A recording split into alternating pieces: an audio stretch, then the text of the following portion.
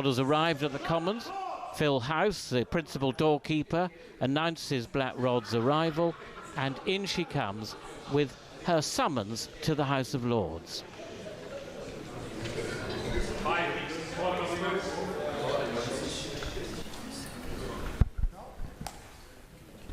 You're all right, just going to take the night off.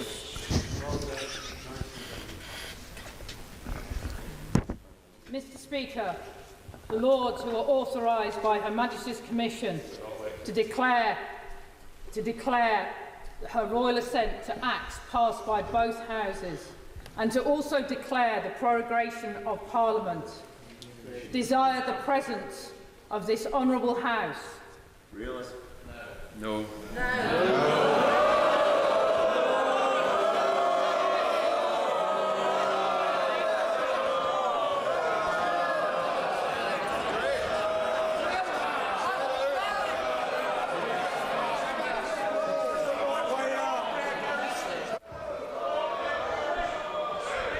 A considerable affray seems to have broken out by the Speaker's chair.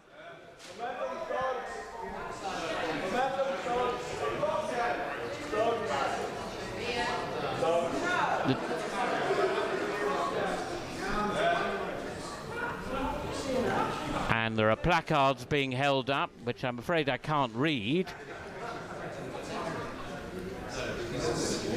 But the Commons have received their summons, and the Speaker has not responded.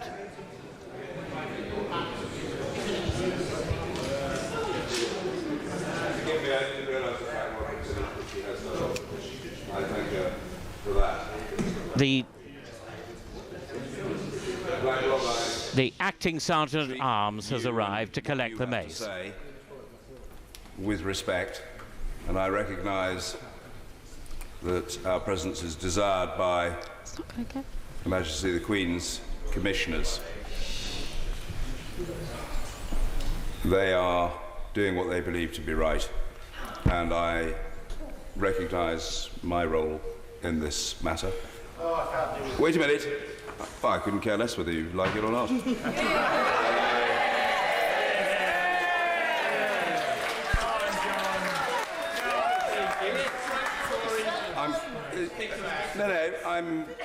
I'm more than happy if people have got the basic tolerance and manners to listen, they'd hear. I'm perfectly happy, as I've advised others, to play my part. But I do want to make the point that this is not a standard or normal prorogation.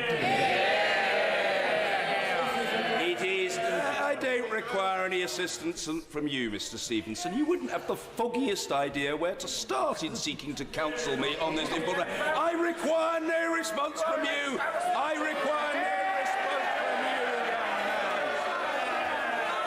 I require no response from you, young man. I require no response from you. Get out, man. You will not be missed. Please do your job. I had made the point. I had already made the point that people have the manners to listen, which they haven't. That I will play my part. This is not, however, a normal prorogation. It is not typical. It is not standard. It's one of the longest for decades, and it represents, not just in the minds of many colleagues, but huge numbers of people outside, an active executive fiat.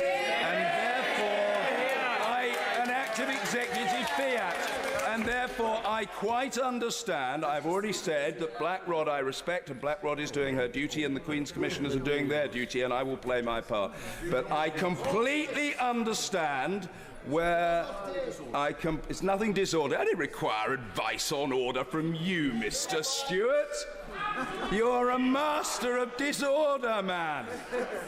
I completely understand why very large numbers of members are much more comfortable staying where they are. Mr. Stewart, if you don't like it, you're perfectly entitled to your view. I couldn't give a flying flamingo what your view is.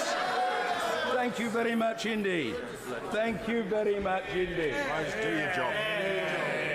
Do your job, which. Well, if you had any doubt that this was an unusual prorogation, the 157th Speaker of the House of Commons has certainly set the tone for the occasion. Mark, have you seen anything like this? No, I think in a word, there was some kind of altercation going on around the Speaker's chair at one point. At the beginning of this, they were holding up signs saying silenced, and now there are chants of shame on you.